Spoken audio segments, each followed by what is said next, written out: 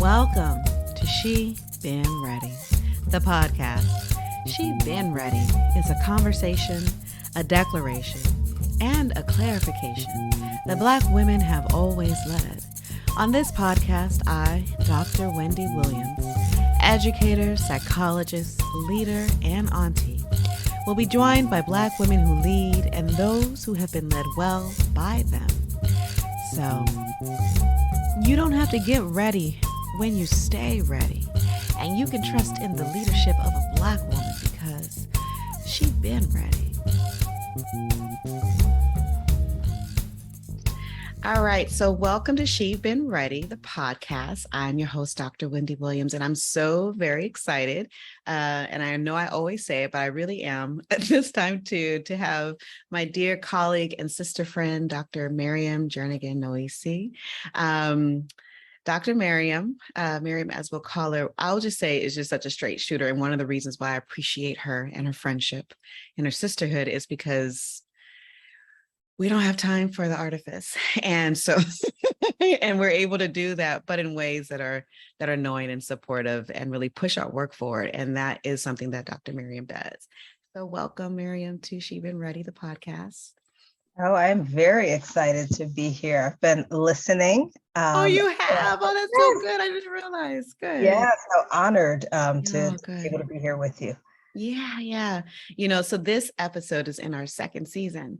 And so what I'm hoping is that many of the lessons learned from the first season are sort of sprinkled all through and about in terms of making the conversations more accessible and enjoyable for us participating, right? Because our Black women's labor needs to be enjoyable for us. And also for those who are listening to really garner some nuggets and some truths that can be helpful to them as they're developing and growing through, or just having a moment of like resonance, like the blues, right? We just like to know that we're not alone in some things. Indeed. Yeah. So the first question that I've asked everybody since we've started this podcast is, how did you know that you've been ready? And, our conversation today is around academic, life and career and entrepreneurship and, engaging in fields of practice and how you sort of cover that through. But when I think about leadership and when we talk about it more globally, it's around you understanding yourself as a leader. And so when he asked, like, when did you know that you'd been ready? Wondering when that began to awaken for you. Yeah, it's an interesting question. I think there's a couple of ways I could think about that. I think in terms of my desire, right? Sort of thinking about what I feel is my purpose in life and how that aligns with what we call profession. I think the universe has always been preparing me in many ways. There's been a whisper. I think hindsight is 2020 for sure. Absolutely. But when I listen to the stories that, my elders tell about me, my caretakers, my parents included, or when I look at the decisions that were made or the opportunities before me, I think it certainly was all in a deliberate preparation for what I currently feel like are many things coming together. I think when I began to internalize sort of the idea of, okay, it's time, was when I allowed myself to sit still a little bit, to really pay attention to my body and what it was telling me about what direction to go in. I know that we'll dig out. I'm certainly happy to dig a little bit deeper and unpack, more, but I feel like it was when I reached a place where I could feel in my belly that I was unsettled and frustrated, juxtaposed to those spaces and places where I could feel excitement and passion and alignment that gave me a clue. So what y'all need to know is that this is what Maryam does to me all the time. I think we're about to have a button-up experience. It just never is that. So the fact that you started with the body, we need to go there because we're both academics, or at least by training, right, in the field of psychology. And, the work that we do, even though it's about the human experience, it's very intellectual, very up here in the head. How did you know that your body was a place, that your embodiment, that your bodily reactions, that your emotional reactions for you was a place to garner and pull relevant information around how to decide about your career? That is a good, I think that truly is the wisdom of Black women in my life. Oh, Jesus, here you go. Okay, just go for it. Honestly, like I'm thinking, that's not something that I feel like I learned explicitly somewhere. I mean, I know that, people talk about that sometimes, and there are trainings and workshops and, things to go to. I think that my grandmother, I think that my mother, I think that even my father, used to, when I grew up, he used to always say, total level head. Okay. And it had meaning for him, for me, right? And what he was saying wasn't just about your brain, right? It was about paying attention to, right? The sort of mind-body connection and making decisions, right? Not allowing things to really compromise your ability, right? To do so. He always talked about the fragility of well-being, and the importance of paying attention to health, right? Quite honestly. And so that is an interesting question. I can't say that there's one person that I can recall saying, like, certainly I learned, I've heard the mantra of be still. Yeah. For me, I think I've challenged myself as a way of kind of navigating life and making decisions to listen to, right? My body as a way of understanding my health, and also understanding that my health has been compromised potentially in certain environments. So I think I learned over time, like, this is a signal. You have to pay attention to what your body is telling you and what it is that you're experiencing in your body and what it might be telling you. And I feel as though when I've been in that space and place, that's when I've been able to see, sort of the universe and things come together in ways that are really meaningful. It helps keep me connected to and aligned with my purpose, so that I'm not distracted, by things or people or noise, but I'm sort of staying true to, honestly, what I feel like is being connected to just a larger purpose and meaning in life. I sort of see myself as a vessel. I think I've told you this, because you are truly like a beloved peer mentor for me. And so that idea of truly, being grounded, and sometimes when I'm feeling like, oh, I don't know what's, you have a way in just how you are, and like the ways that you call up, I guess it's advice or just perspective. I don't know that you're really trying to advise me, but you are when you do. But it's so grounded and it feels so deeply wise. It's like they feel like ultimate truths. And so it seems to me that you've been kind of invited to cultivate the wisdom of your body, like really listening to your spirit speak to you through this body, I guess is how I'm hearing you. And that your father and other people around you, but your father, a very wise man, obviously telling you to stay tethered to that, keep listening. Many young girls, many folks, but many girls in particular, that's a lot of my work, are told not to. Right. Yeah. Not to trust it, Yeah, so many ways that we are led to be disconnected from ourselves, in subtle and explicit ways, in ways, from those outside of our immediate communities, even from folks, inside our communities that have internalized some of those, ideologies. So that is interesting as you talk about the work, of Black girls, which I'm passionate about as well. I was having a conversation recently, something as subtle as, telling young children, what they aren't. Yes. Right. You're not really ... right. And there's sort of subtle ways in which we undercut them, huh? Paying attention to things, I think, that are so important. And I maybe had some of that, right, from intergenerational parenting. Of course. I think there were some pretty strong counter narratives that were a part of my upbringing, for sure. So,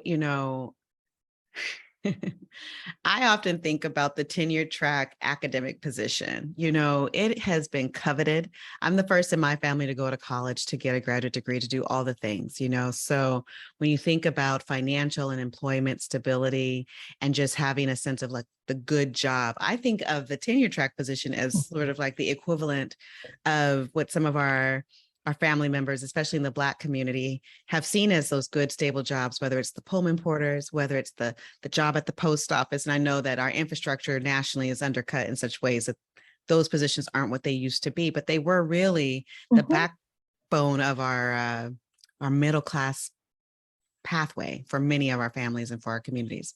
Absolutely. Having that job and its perks, all the perks that went along with it, like, summers off and flexible hours and the ability to really do like the intellectual work, cultivate a brain and thinking and ideas, those really feel very, can feel very different and away from what is normally or more widely accessible.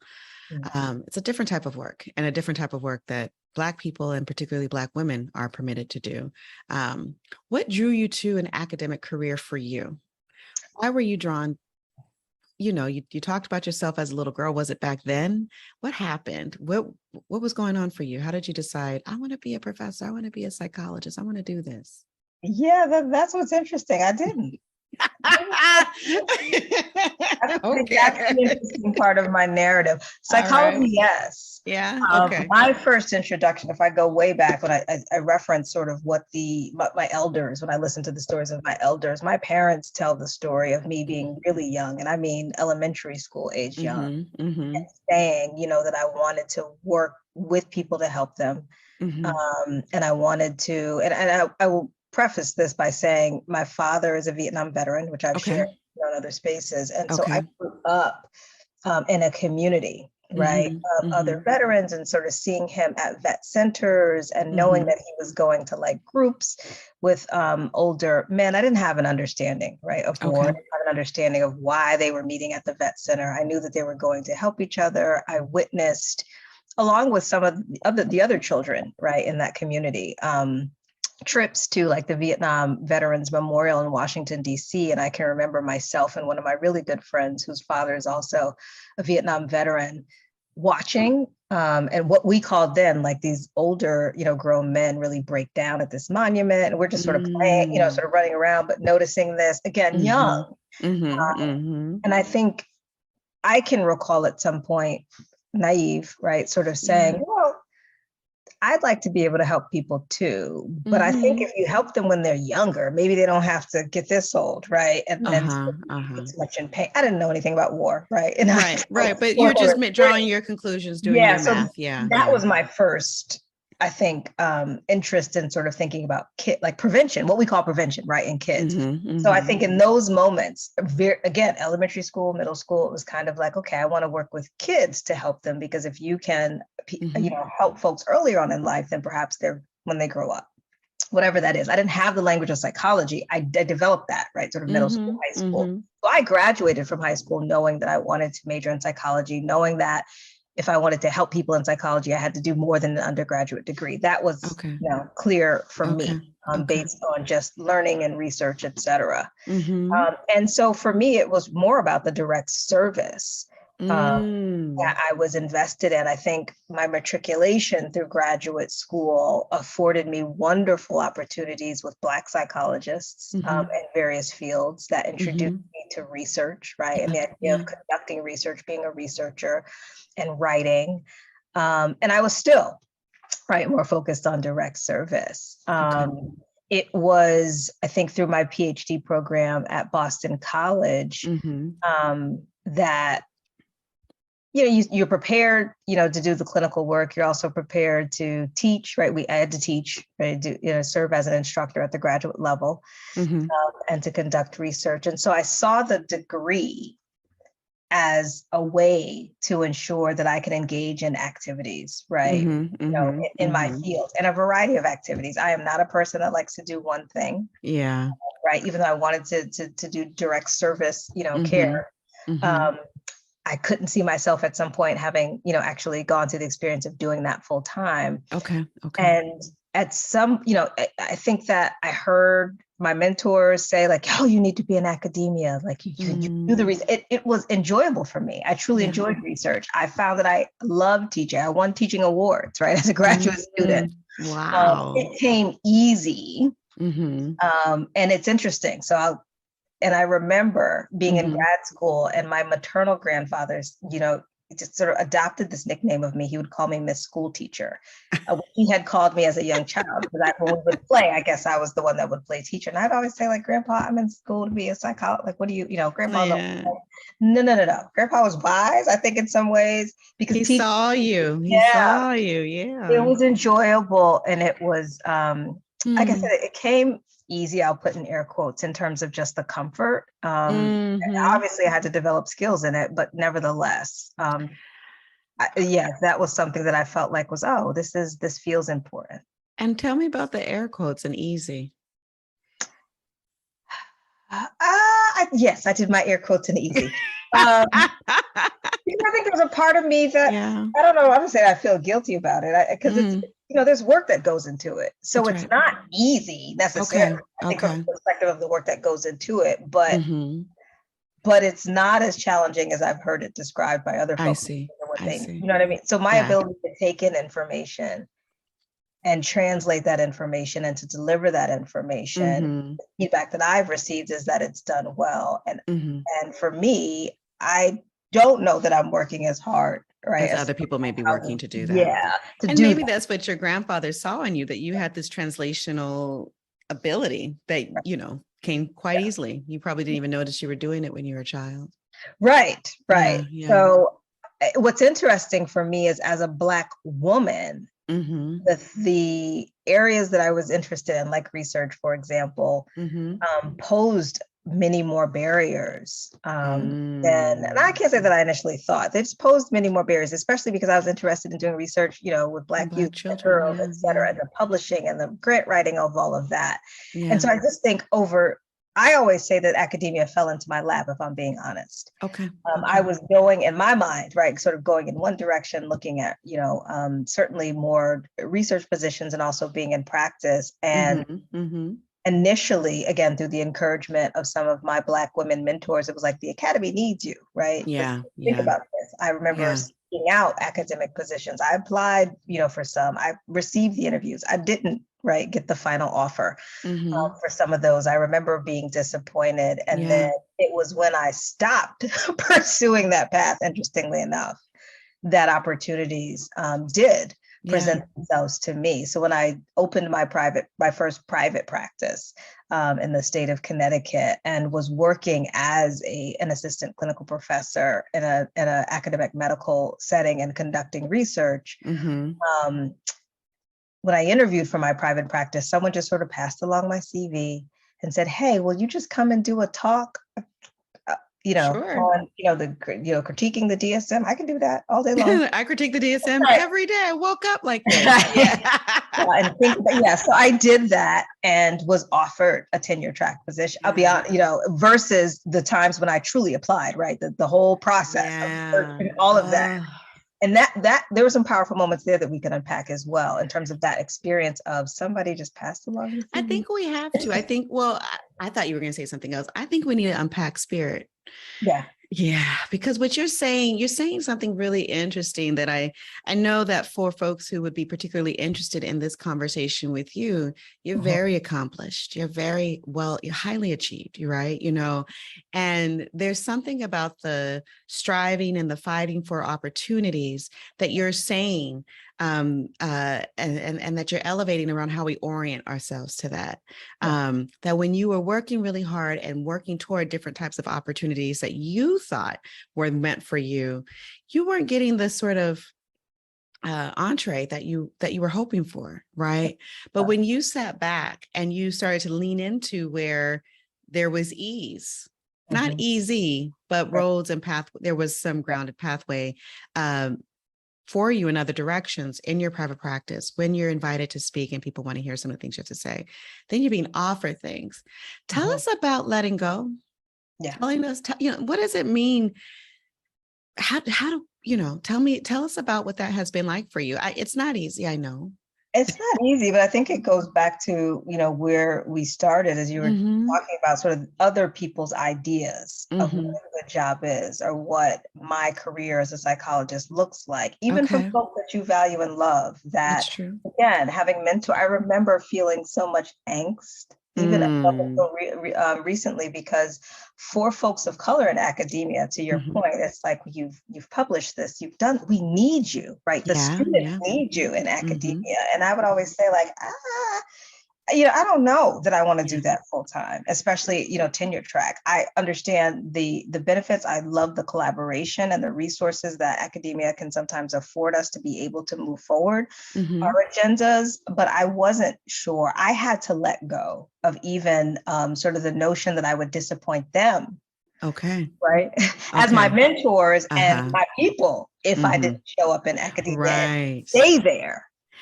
You said something earlier about what brings angst or fear or some of those types of feelings versus what brings joy and excitement. Right. Yeah, that's a really, I think, interesting moment of information to help people make decisions, even when it seems scary or they don't really know what will come from this place where the joy is being cultivated, but that leaning in toward that.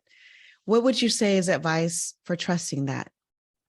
I think that for me is where the still place becomes important. Yeah, I mean, it requires that we understand that there are folks that love us, that may see things in us, they may see themselves in us, they may espouse their ideas, but we, ultimately have to kind of sit with, amongst all of, amid all of that love and support, and really pay attention to, again, where we feel most aligned.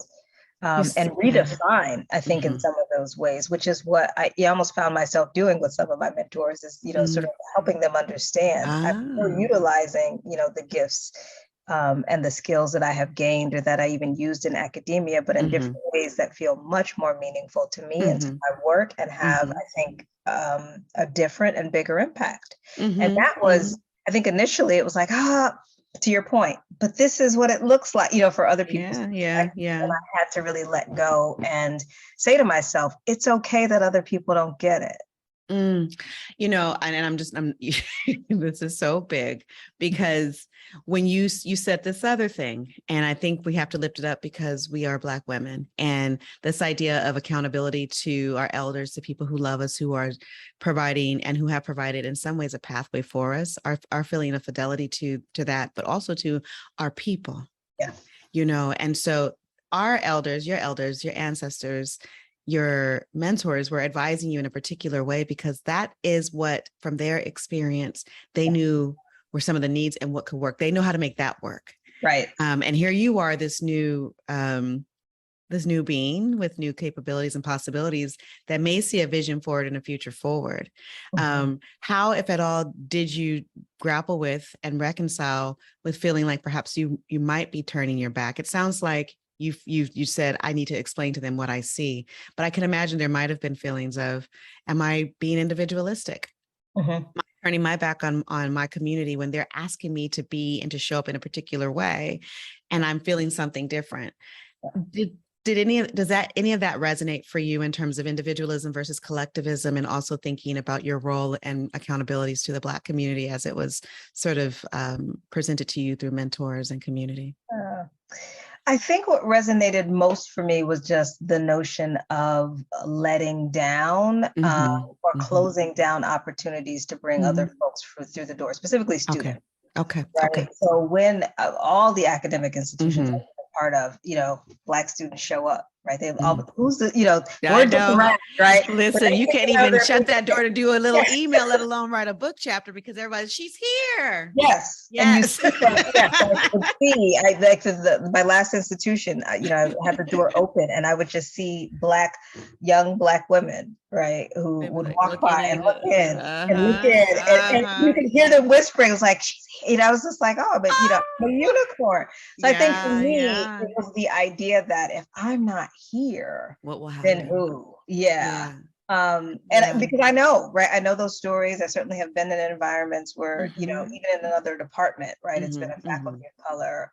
More often for me, I've been fortunate, a Black woman faculty somewhere in the sphere that has pulls me along. And so I think that for me, when I think about, again, the reverberating effects, what does it mean if I'm no longer here? We know how academia works, right? Will there be another who's going to be here to support the students, who's going to provide the opportunities that they need to be able to pursue their dreams? So the letdown for me was also about that sort of lifting as I climb, right? Which I still do. But I think in the moment for me, it was like, this is the way, right? And so I had to, I think, reconcile that. I'm not sure that I felt that it was individualism, or that I, in doing so, Okay. because that's just not, I think, even as I think about my business, that's not right how I think. That's not a worry for you, because you're clear about what you're doing. Yeah. Yes. I think in that regard, for me, it was about sort of positionality and placement and what that means in terms of giving back to the community and future generations. That was hard for me to understand. If I go do this over here and not this, how do I then still assist, in that, with regard to that cause? Because it was so meaningful for me, right, in my own journey. Those literally were the folks, I call them Black angels, right, that were sort of placed, right, at different points, and huge transitions from undergrad, right, to master's level, to PhD, to early career, like to job transitions. Those were the folks that really pulled me through and across some of the valleys, quite frankly, that I faced. So, So you and I have talked a lot about leaving academia. And, it's a common conversation. And sometimes I feel like when folks are talking about leaving academia, particularly around Black folk and Black women, it almost feels like there's a type of fleeing, like running away. And I think about, like, how are we drawing on the leadership legacy of, like, Harriet Tubman, to leave oppressive environments, to step away from the tables, as Audre Lorde has said, that are no longer serving us, and Nina Simone, right? To do so is important, but we do need a plan. And I would like, if you could, to unpack a little bit for folks and for me and just our community. How do you do that? What are the steps? What did what's generalizable? You walked away within academia as a psychologist, someone who has a practice base and a consultation base, as well as a theoretical, scholarly relationship to the work too. Some people are, don't have that, that practice base in the way that psychology can provide that. Are there differences? And the last thing I'll say, and, before I hush up so we can hear from you, because you've already and spoke to some of this, but I wonder if you could lift it up a little bit more, like, how is it about, like, you in particular, that about attributes you carry, your spirit, your personality, the way that you move and walk in the world, that made it possible for you to leave, or made it necessary for you to go? I would say let's start there, honestly. I mean, I think the foundation is key. We do not live in a space, of place, a society, of world even, that necessarily serves to uplift and help Black girls, Black women, Black people in a way that, provides us really the foundation we need always, right, to be able to execute. So I, again, go back to just my roots in that regard. I do feel like that I'm blessed. I think it's the best word, to have the upbringing that I did, that was so intentional and deliberate. I mean, I have 4 siblings. I'm the youngest. So I think by the time some things have been worked out by the time they became experts around 4. They're like, we got this. My parents were very clear. I mean, they lived through, right, segregation and civil rights. And so they were very intentional and very clear about what their Black children needed to be able to resist, right, the inevitable racism that they would face, and gendered racism, right, all of those things. And so they poured into me, into us, in a way that was so intentional, so that I, right, saw myself really in the world as reflected through their eyes. Right, as opposed to the imposition of, right, stereotypes, et cetera. So I was better able to, not always, but better able to not internalize, right, some of the, attempts to, almost like an inoculation in some ways. Like they gave you, they gave you many things that you would need to protect you while you were away, in terms of that perception of who you are and how you might internalize that or not. Becomes critically important, because as you're navigating through the systems, there are folks who very explicitly attempt to undermine, right, and disrespect. And so when you are able to, even if it hurts, right, in the moment, say, that's not who I am. I know who I am, right? I know what I've done, what I'm prepared for, who loves me, what the larger or bigger picture is. Then you're in a place. For me, I was better in a place, if I speak from my perspective, to think more intentionally and deliberately. I don't want to use strategic, because to me, sometimes it can feel linear, and it's not what I'm talking about. It's being intentional and deliberate about, again, staying Focused. line with, I think for some time, it's not like yes, I do some pieces of it, but staying in line with asking myself, Maryam, what is your purpose? What are you passionate about? How is this coming together? And so what does that mean in terms of next steps? What does that mean in terms of support? What does that mean in terms of collaboration? And that for me has guided my plan. Because as I said, even when I ended up with the academic job that I didn't anticipate, it's okay. So what do we do? Like that, you were clearly here for a reason. If this quote unquote, sort of came about in this way, right? So then, job versus your reason. Oh yeah, your job versus your reason. Yeah. What we do. It's not our lives, it's not who we are. So I think that's perfect, Wendy. It's my reason. And so while I am here, right, what is it that I take from this experience? What do I learn from this experience, right? What do I gain from this experience that will prepare me for the next leg of my journey? As I'm listening to you, I'm looking at patron saint Toni Morrison. I have a whole corner dedicated because she really is. And there's a quote that she has around not getting distracted. You familiar with that one? And what I hear you also saying is around like staying focused, my job versus my reason, and not being distracted, because these little jobs, as you right, they pay well, they take care of things, health benefits. We do need these things, retirement account. That's fine. Right. And you are not that. That is, your job is not your reason. No. Yeah. Yeah. What do you think is necessary for keeping that focus and maintaining, not getting distracted? That for me is where the foundation and the mental clarity and the support systems come into play. Like being in a relationship with others, I agree. Peer mentors, in addition to wise elders, becomes critically important. For sure. Who know you and can check you, quite frankly, right? When you start to veer, like who's gonna check me, boo? And here comes your mentor, me. I'm gonna check you. Exactly. Right. The folks over here and remain. The main thing is the main thing. Yes. Miriam, that's not what you told me. That's right. The people who know you intimately. What do you like? That's not what I recall. Like maybe about what happened. Right. What have you been listening to? My own sister, who is mother for stay-at-home mom, did not have a pathway in higher ed. She'll be like, Wendy, but what about such and such? I'm like, oh man, you're right. People who truly know you, love you, know you, will call you back. Yes. Yeah. That for me, like that sort of having again, sort of my sense of self, right? As the sense of self connected to others, right? Collectively, but also that's the foundation. And then building, right? Those supports around you to allow you to minimize. There's so many distractions, right? It could be, I'm thinking of so I'll give some examples, right? Please do. I think this is instructive. Yes. So whether it was the clinical supervisor when I was, doing practicum and internship in community mental health that used to say, why can't you just think, like this? And I'm doing this with my hands, but linearly. Like, why do you think about all these other things? Right. So so in that moment, as a trainee, a couple things can happen, right? I could have internalized that as I don't know enough. I'm not competent enough. I shouldn't focus on all these other contextual things that I think are important about the people that I'm working with, right? Which is again, sort of part of my work and who I am. And I can internalize that and make that about me and my competence, or I can say, her not thinking in that way is a limitation, right? Right. And maybe the folks that she's working with, not me, right? And for me to be able to hold true to, no, I know this is important. Yes. Right. This is not how life doesn't work in a line.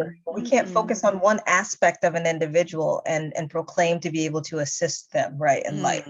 So that's one. I can remember hearing in research environments, Maryam, can't you just, I would wish you would just kind of focus on one thing or one variable, one aspect, and focus on that thing and just do that thing. It's like you're all over the place, like you're unfocused, like you're just like you have attention challenges. And I would just like to say, knowing the life of a Black woman and Black girls and the experiences, the ability to walk and chew gum intellectually is necessary. The ability to double dutch, inside of a scholarly space is incredibly important if we're going to actually answer and respond to real challenges and questions that are facing communities that are really just succumbing to complex systems of oppression beneath, and faltering under beneath those.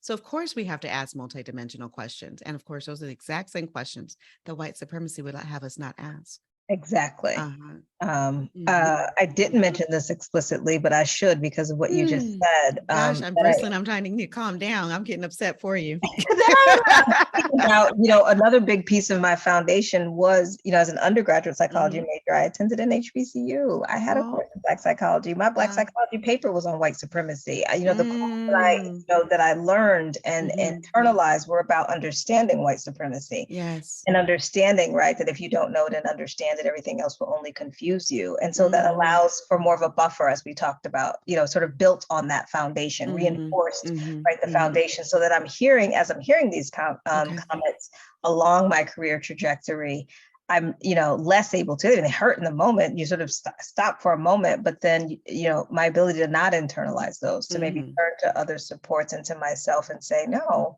I Mhm. know this to be critically and important, in Mhm. terms of the work that I do and what I'm invested Mhm. and interested in. And this person's inability to see that, regardless of what position or role they hold, right, Mhm. within an institution, doesn't have to dictate that for me. And Beautiful. that's a big piece. So that allowed me, I think, Mhm. at every venture to think about my opportunities as garnering preparation and skills for Okay. that, like my ultimate goal, and purpose, right, with Mhm. regard to really thinking about the liberation of Black girls and women in the community. Like, so Mhm. it looks different Mhm. for all of us, potentially. So tell me about your Underground Railroad. Like literally, how did you set it up? Yeah.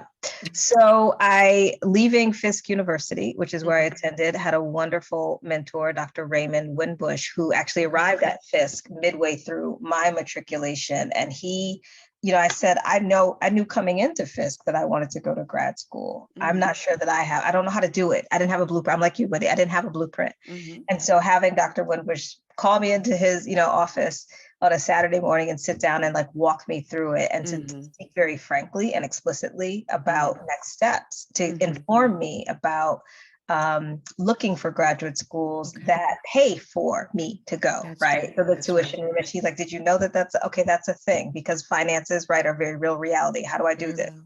well. He talked to me about being strategic and understanding how other people would value the institutions that I've attended, even Mhm. if when I got there, as Michelle Obama said, there's not always the smartest people around you, right? Right. So he talked to me about means to an end, right? If you get your master's degree here, understand that, will be the leverage and perhaps the stepping stone For needed your to then doctorate. find, yes, Mhm. the graduate program that will offer, right, the funding and will pay, for the program. And here's how you do that. Make Mhm. sure that you're engaged in research related activities because you're interested in this. Identify, researchers, ideally, if they're a faculty of color to work with. So that's what I did. Mhm. I took a year off in between every juncture. Oh, So between really? Fisk and Vanderbilt, I took a year off to do the GRE work, to work in youth services.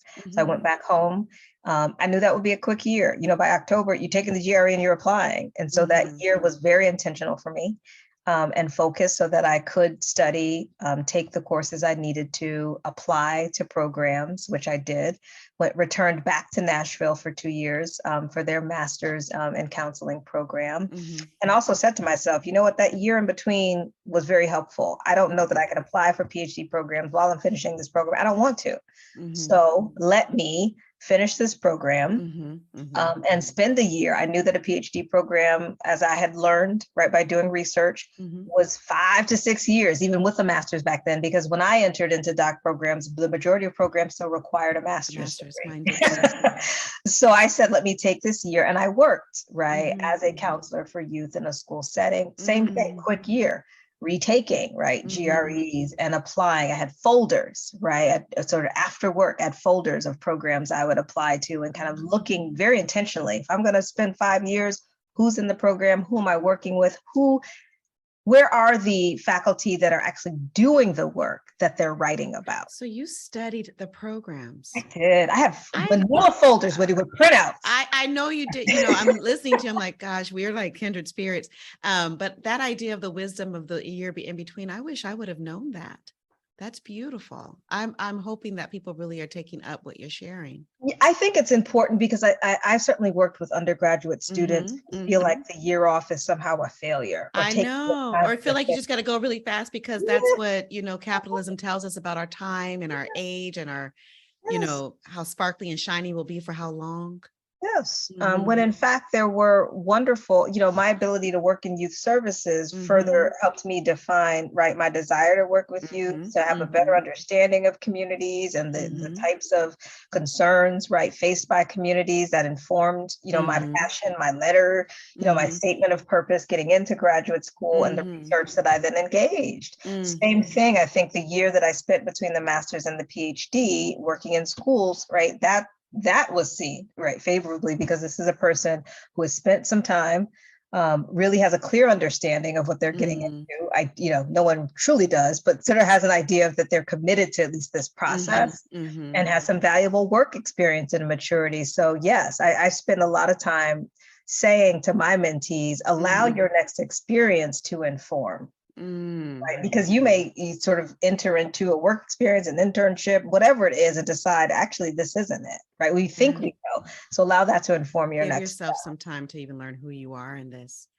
And I think it was important for me because it did allow me the opportunity, the additional research experience, to be able to enter into a program where there was, it was a fully funded, full-time program, and to work with, one of the leading scholars to really build upon my work around racial identity development, Janet Helms, and to be surrounded by, the other students that she has mentored and advised, and to be a part of that community. Yes, for sure. So there was, I think I was very intentional there. And same thing, you have your requirements in psychology. And for me, it's okay. So here's the pre-doctoral internship.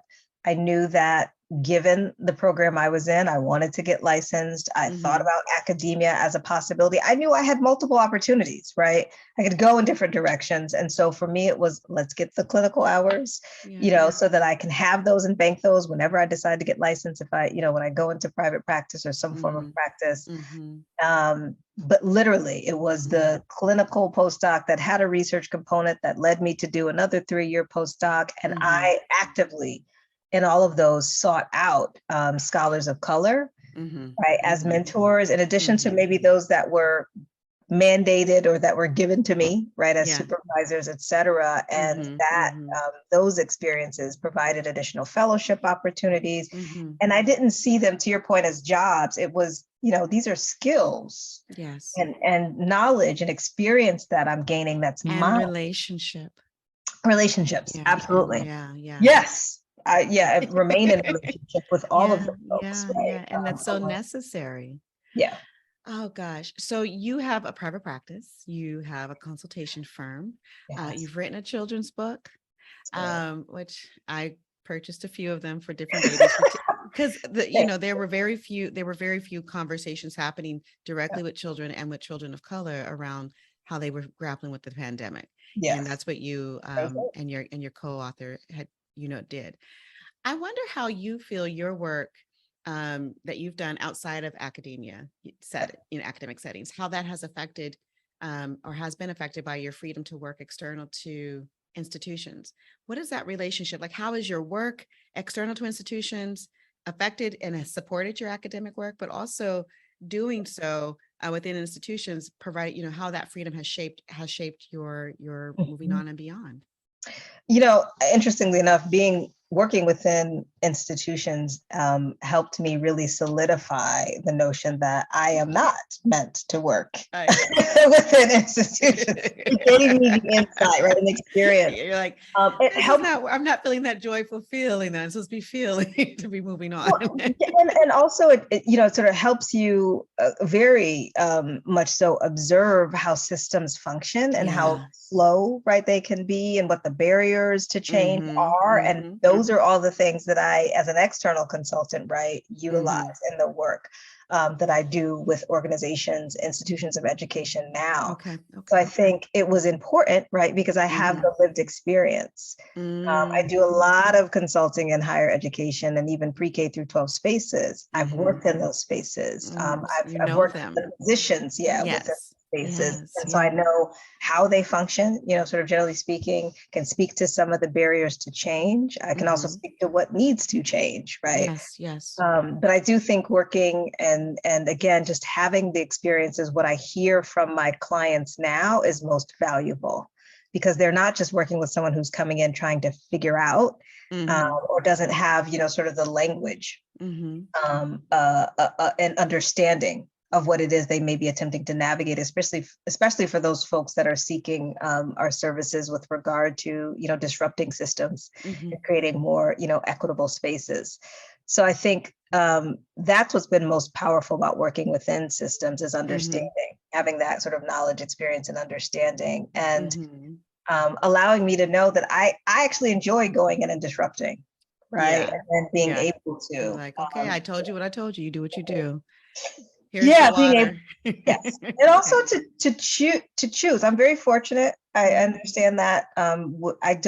I don't feel like I'm in a position where I have to work with anyone because I need, the money. I'm very intentional about saying, and having meetings with folks to determine who's truly committed, even if they, how does that show up and willing to do the work. And those are the types of clients that we engage. I mean, you always face sometimes resistance and barriers in very creative ways, but at least, again, sort of aligning and going in that direction has allowed my business to thrive, right? In ways that I couldn't imagine. I'm not chasing, right, an idea or a concept or the latest trend. I'm hearing again, focus and knowing what to do with distraction, working really well in this space for you again. Yeah. So,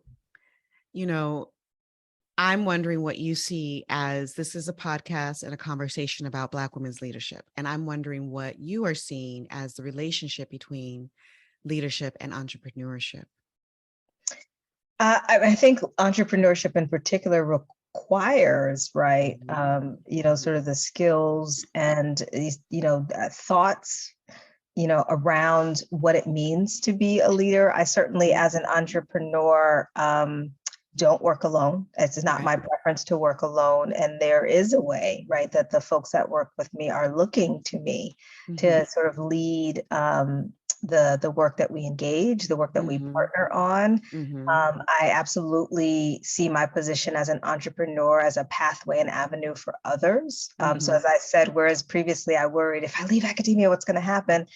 My business employs as, their own kind of as independent contractors, undergraduate students, high school student is going to be our next edition, right? So we're talking about pathways to the profession. It is a mentorship model. These are students who are having the opportunities that I didn't, quite frankly. Yeah, but you're making the application. Yeah.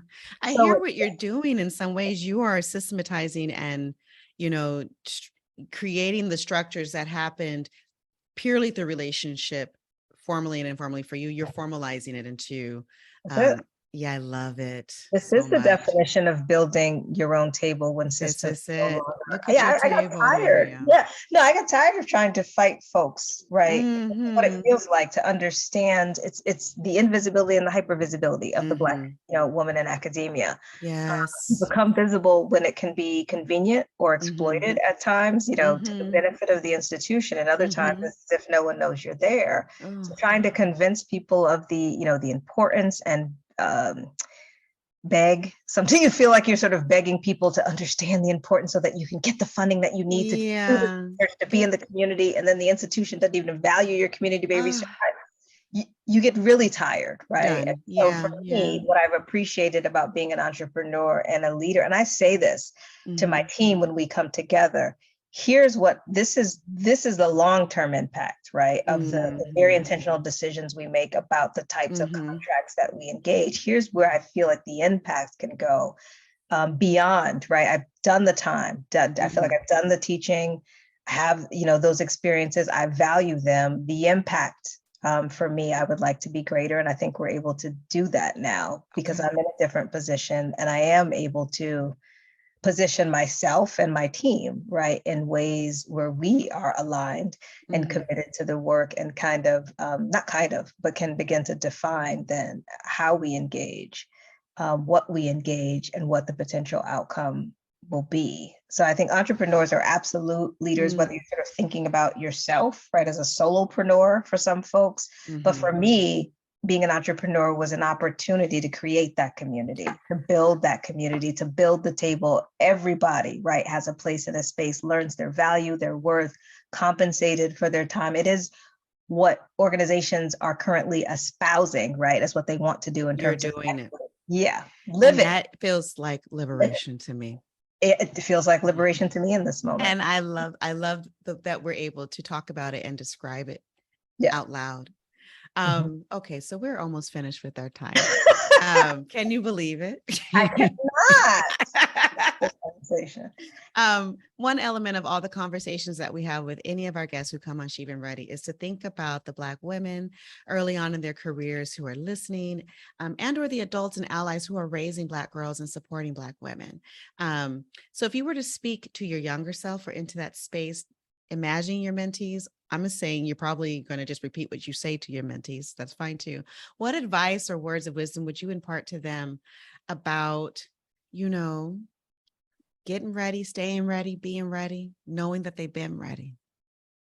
I love that, because I think that's a piece of the foundation, especially the last piece, knowing that you've been ready, right? That sort of speaks to, I think, my narrative where I say, you know what, I think it was all in preparation and by design, and that's not, rhetoric or cliche for me. So the notion of that we've been ready is sort of understanding the power of the universe and the support and the folks around us to fuel us and to really feed us so that we can take advantage of, be attentive to, right, when opportunities or experiences come our way. How do we take part in them? How do we not talk ourselves out of them? If that, the self-talk, right, if we've internalized some of that, how do we not allow others, right, to really influence or talk us out of those, our ideas, minimize our dreams. The other big thing for me is dreaming.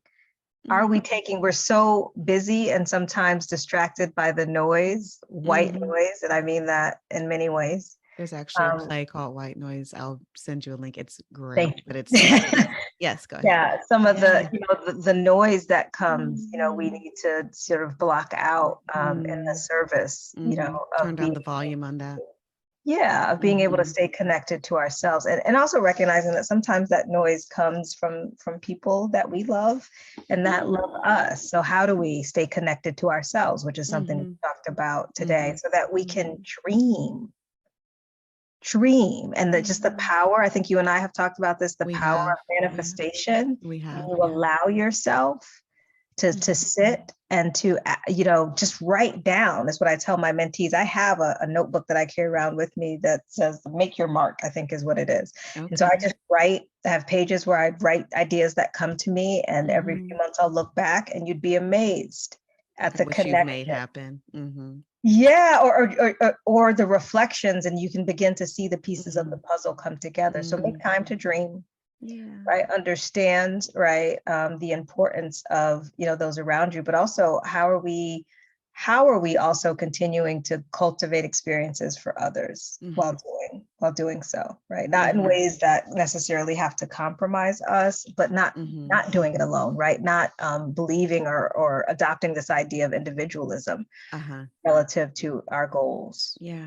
But that really is the service, right, for all of us, is this, more liberated self, that opportunities for ourselves and for others just open up tremendously. I think when we live authentically, when we dare to dream, and when we dare to, move towards our dreams. I love you so much. Okay. I do.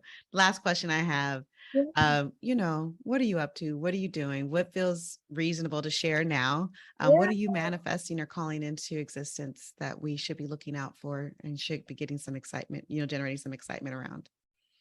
It's interesting. Yes. So lots, I think, that I am both doing, but also I'm also in a space of revisiting, like sitting still amidst all of the, the busyness that has gotten me to this place, which I'm very thankful for. It is for me kind of what's the bigger vision. Yeah. I come back to one of my dear colleagues who's also a psychologist when I was talking, and she's like, you remind me of like the Olivia Pope of racism. Is her. That's my name. she's like you, sort of like the fixer, right, in that regard. So for Mm. me, all of the stuff that we've talked about has put me in this position. If we're having these intellectual conversations in particular about, racism is something I'm passionate about, and certainly the intersections thereof. And we say like race is everywhere and racism is everywhere, it's systemic. And then that's about as far as people can go with it. I do feel like my work is across discipline and industries. And it's like, let me show you. Right? Let's go. Let me show you where it is. Let's identify, right, how we can disrupt systems. So I'm a disruptor, I would say, is what I'm up to now. I am passionately sort of dreaming about the liberation of Black girls and Black youth in particular. And so I think I work as an advocate. Okay. And what I mean by that is as a legal expert in some cases, and helping educate the courts on the harmful impacts of racism for youth of color. I am continuing to dream about, how to be a resource. So we will continue that book series, which was very intentional to feature 2 Black girls talking about their emotional well-being and their mental health. And so you can look for more books that will actually tackle topics, right, that Black girls face and sort of show their conversations with one another and how it is that we can build at very early ages, right, sort of pathways for emotional well-being. What else? And I think I'm building a team. I am trying to build certainly some of what I had on my own terms, but also make that even bigger. I realize that the more opportunities I have, the more opportunities I can give. And I love that.